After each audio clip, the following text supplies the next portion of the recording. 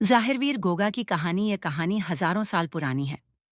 राजा जेवार और रानी बांचल की शादी को बहुत साल हो गए थे, लेकिन उनके कोई संतान नहीं थी।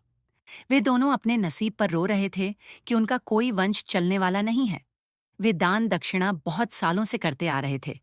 एक दिन देव आर्ष नारायण उनके महल पहुंचे। वे उनकी भक्ति और दान दक्षिणा से बहुत खुश हुए। उन्होंने राजा जेवार से पूछा, राजा, आप उदास क्यों हैं? राजा ने कहा, प्रभु, मैं अपने वंश के लिए परेशान हूं। मुझे और मेरी पत्नी को संसार अभागा कहता है। नारायण जी बोले, राजा, तुम एक काम करो, एक नीलखा बाग और कुएं लगवा दो। इससे जो पशु पक्षी भूख प्यास मिटा पाएंगे, वे आपको दुआ देंगे। राजा ने अपनी दौलत के घमंड में कहा, यह तो मैं 2 दिन में लगवा दूंगा। नारायण जी को बहुत गुस्सा आया। उन्होंने सोचा, यह राजा तो बहुत घमंडी है, इसे सबक सिखाना पड़ेगा। नारायण जी ने वह नीलखा बाग को सूखा दिया और कुएं का पानी जहर कर दिया। राजा बहुत निराश हुए, लेकिन उनके घर में कोई संतान नहीं हुई। एक दिन गुरु गोरखनाथ दादरेवा में अपने 1400 चेलों के साथ पहुंचे। उन्होंने देखा कि यह बाग सूखा हुआ है। उनके एक चेले ने कहा, गुरुजी, यहाँ कैसे तपस्या करेंगे? ये बाग सूखा हुआ है और कुएं का पानी जहर है। गुरु गोरखनाथ बोले, कोई बात नहीं, अभी इस बाग को हरा भरा कर देता हूँ और कुएं का पानी मीठा कर देता हूँ। गोरखनाथ जी ने अपने एक हाथ में जमीन की मिट्टी लेकर पूरे बाग में डाल दी।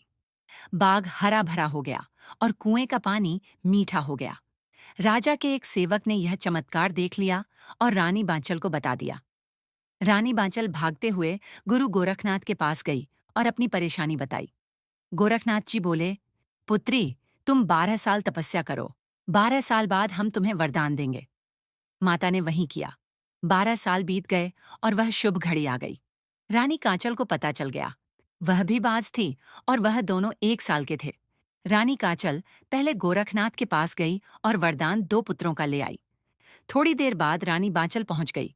गोरखनाथ जी से बोली, बाबा, मुझे वरदान दे दो। गोरखनाथ जी बोले, बही तो कुछ देर पहले लेकर गई है। माता बांचल बोली, गुरुजी, मैं तो अभी आई हूं। गोरखनाथ जी ने अपनी शक्ति से पता किया कि वह वरदान तो कांचल ले गई है। गोरखनाथ जी को बहुत गुस्सा आया। उन्होंने उसे शाप दे दिया, इस दोनों पुत्र जीवित नहीं रहेंगे। बता बांचल कुछ सालों बाद एक गूगल दिया और कहा, यह गूगल से तुम्हें एक पुत्र प्राप्त होगा और यह वीर और शक्तिशाली होगा। यह तुम्हारी बहन कांचल के बच्चों का सर्वनाश करेगा और इसका नाम ज़ाहिरवीर गोगा होगा। इस तरह समय बीता और ज़ाहिरवीर गोगा का जन्म हुआ। वह पद्मनाभ के अवतार थे। समय बीता और वह विभा के लाया हो गए। उनकी शादी राजकुमारी सीरियल से हुई। वह अपने विभा के जीवन में बहुत खुश थे। तभी कुछ समय बाद अर्जुन और सर्जन कांचल के बेटे ज़ाहिरवीर से लड़ाई करने लगे। लड़ाई में ज़ाहिरवीर ने उन दोनों के सर काट दिए और मार डाला। ज़ाहिरवीर की माता को पता चल गया कि मेरी बहन के बेटों को ज़ाहिरवीर ने मार डाला है। वह गुस्से में आकर ज़ाहिरवीर को शाप दे दी, चला जा यहाँ से और मुझे कभी अपनी साकल मत दिखाना।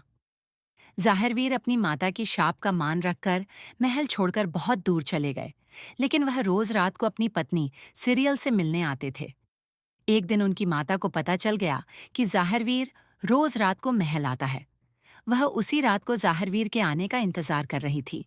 तभी ज़ाहिरवीर आते देख वह सामने आ गई। ज़ाहिरवीर उल्टे पांव जाने लगे। माता बांचल उनका पीछा करने लगी। माता ने ज़ाहिरवीर को शाप दिया था कि वह अपनी साकल न दिखाए। ज़ाहिरवीर अपनी माता की शाप को तोड़ नहीं सकते थे।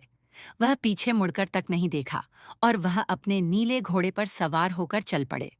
पीछे माता बांचल उनका पीछा कर रही थी। ज़ाहिरवीर ने सोचा, माता मेरा पीछा करती रहेगी, इससे अच्छा है मैं समाधि ले लूं। उन्होंने अपने गुरु के पास एक समाधि ले ली और जमीन के समा गए।